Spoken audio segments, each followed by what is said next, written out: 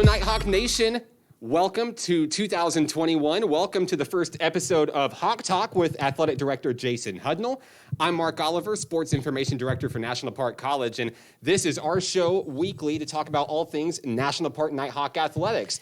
Coach, welcome back. It's been a really long time since we've spoken with you last, and the world was much different last time we talked to you, of course.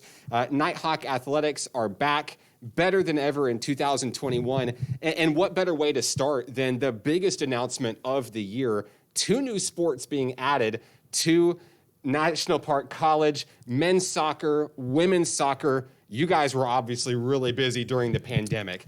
How did this happen? Why soccer? Absolutely. Well, Mark, it's good to see you again. Happy New Year to everyone. We're excited about getting another season underway, Nighthawk Nation being full effect. And, man, it has been a crazy year, hasn't it, Mark? I mean, we went from I can remember sitting in the press box there at watching a couple of baseball and softball games, and then all of a sudden, man, we were shut down, and we haven't been in action until this week, so I'm excited. I'm eager to get it going, but we didn't just sit back during that off time. We were behind the scenes working to see what we could do to build Nighthawk Nation, to grow Nighthawk Nation, and as a result of that, we've made an announcement recently that we're going to have men's and women's soccer is going to be playing this fall, in the fall of 21, and soccer made a lot of sense for us. Our area, Garland County, have really good high-level soccer players in our area. Club soccer is really popular here. But not only that, but just in our region, it's a sport that we know we can field competitive teams, and we feel like we can field competitive teams really early. So we're excited to have soccer players as a part of Nighthawk Athletics. I'm really excited just to see the team in action. Like you said, so many area kids local to Garland County and even beyond really excited for that announcement. And it all starts this fall. I don't know how you guys are going to get it done, but we're really excited to see it get done. Hey, we've got an ad out right now. Should have a coach named here in the next few weeks. We'll be hitting the recruiting trail. Hey, really exciting times. Let's switch gears. Men's basketball and women's basketball, the season delayed due to COVID-19, finally here and getting ready to really kick off the season.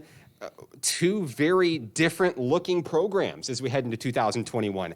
The men's basketball team under new leadership with Dylan Hargrove this year, and the women's basketball team full of brand new faces, a completely revamped team. What can fans expect out of both of these squads this year? Hey, we're going to see a bunch of Nighthawks that are competing, that want to win games, and that are excited to play. Mark, the one thing that every time I walk through the gym, every time I come to practice, they're used to starting in November. And so you come in August, you start school, you get a few weeks under your belt, and you start building up, and then bam, November, you're playing ball games. Well, we've had to push that back. We're not playing games until late January. Well, it's been that long. They've been practicing. They've been beating up each other. They've played a few scrimmage games here and there.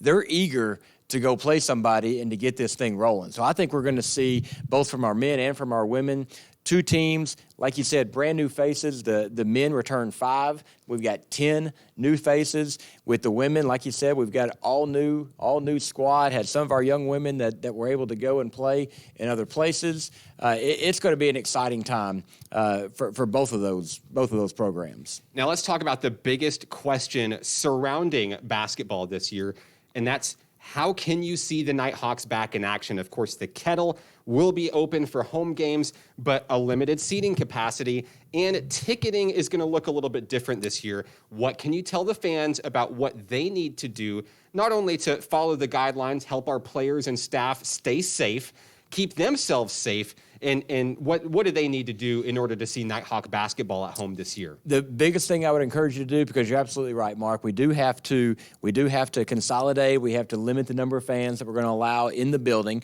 Our live stream, Mark and Nathan always do a great job with our live stream. You're still going to be here streaming those home games for us, so make sure that you tune into that. Make sure that you're following Nighthawk Athletics on social media. That is going to be the most up-to-date information that you're going to receive about Nighthawk Nation. On there, we'll release the links where you can purchase game day tickets. That we will sell limited number of tickets at the door if available. So we have a limited number of seats that we can sell. If we've not sold those seats by the time game time arrives, then we will sell a few at the door. But I would not wait on that. I think these tickets are going to go fast. Use that link, purchase a general admission ticket. And of course, some of the road games may be streamed as well. We're still working out some of the specifics, but in many cases, there may be live stream links from the opposing schools. That's right. That we're also going to be sharing on social media. So fans may get the Nighthawk broadcast through X0 Sports, or they may be tuning in to the opposing team's home broadcast as well. That's exactly something right. to look out for, as that's a little bit different this season as well. And as you mentioned, with the live streams for the 4th straight year, we're back on x0sports.com with every home game this season. We've talked about basketball. We've talked about soccer. Let's talk about cross country a little bit. During the pandemic, this team is quietly making noise still for National Park College, for Hot Springs. They're going out, running events, and continuing to grow as a program. Give me a little sneak peek of what the cross country program's been up to. Yeah, so it is kind of that sport that flies under the radar a little bit. As you know, we've had a lot of change and shifting, and even our staffing and our personnel. You know, Coach Hargrove moved from my assistant in men's basketball. He's the head man now. I've stepped away from men's basketball, and I've slid over. I run our men's and women's cross country program, and so we competed this fall, and for our men finished second in our region this year. So we were excited about that finish and look forward to bringing in even more student athletes. We've had a couple of transfers that have come in at the break. Really excited to see them start getting us running this spring in our off-season program to get us geared up and ready to run in the fall. We talked about a lot of sports, but we didn't mention baseball and softball. Of course, the baseball team under new leadership as well. Coach Rich Thompson promoted to head coach. So many new faces there, as well as Coach Jesse Taylor's squad with the softball team. What are some things that we might be able to expect? Baseball and softball is right around the corner in February. That's exactly right. Hey, baseball, right out of the gate, we travel to LSU Eunice in the very first weekend in February, the first weekend of the season, play the #1 team in the nation. That's how we're starting the year. So I told Coach Thompson there's no better way to – our guys are excited. Our guys can't wait to get out there and to get playing.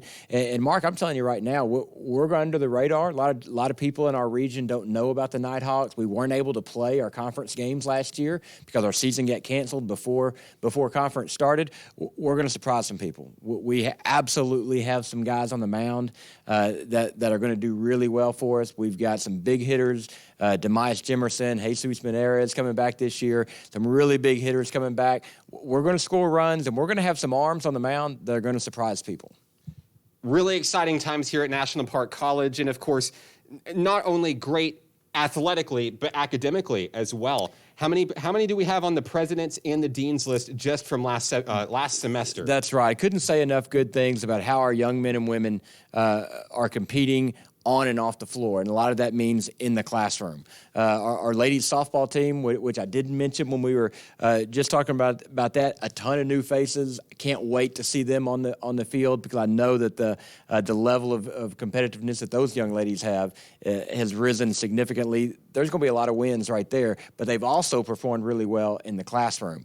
Softball had a 3.0 GPA. Men's basketball had a 3.1 GPA. We had 22 student athletes on the deans and presidents list this year from the fall semester. So, couldn't be more proud of how our young men and women, our student athletes are competing on the field, off the field, how they're carrying themselves in the classroom, really representing Nighthawk Nation the right way.